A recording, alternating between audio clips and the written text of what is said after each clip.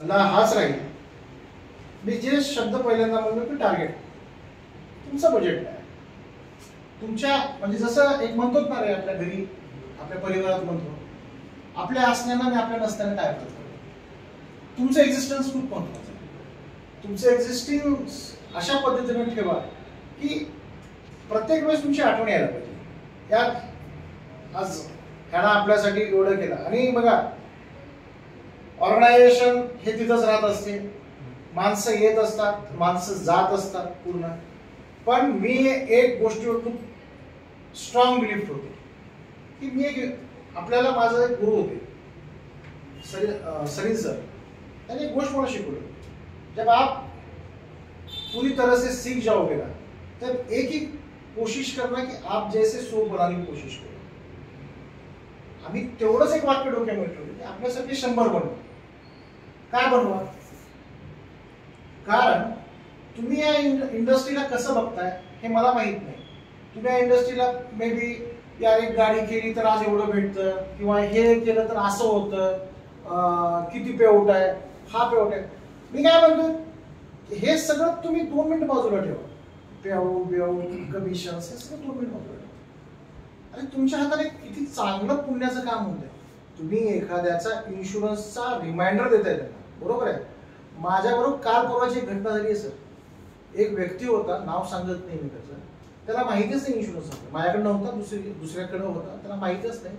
गाडीचा total loss झालाय सोलापूरमध्ये, टोटल लॉस झाला. आणि त्याच्या गाडीनं समोरचे बाईकवाला उडलाय आणि तो आता गंभीर तिथल्या सिव्हिलमध्ये गंभीर अवस्थेमध्ये ऍडमिट आहे.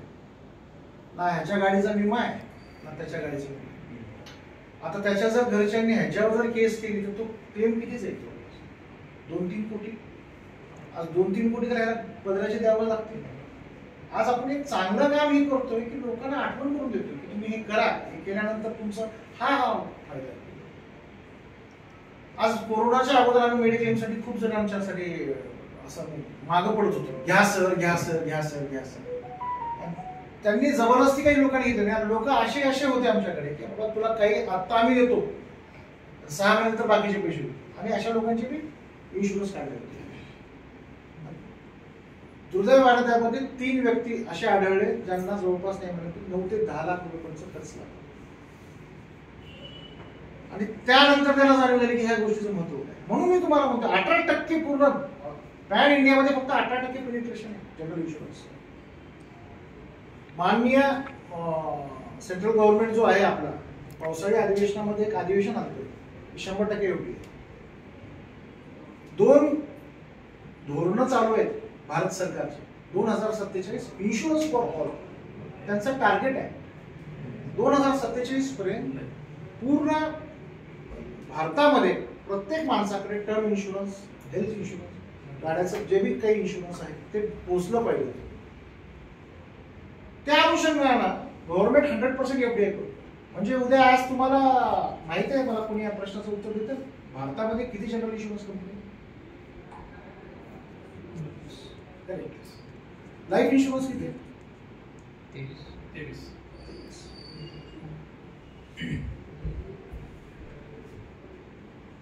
अमेरिकेमध्ये किती माहिती आहे तुम्हाला? 36.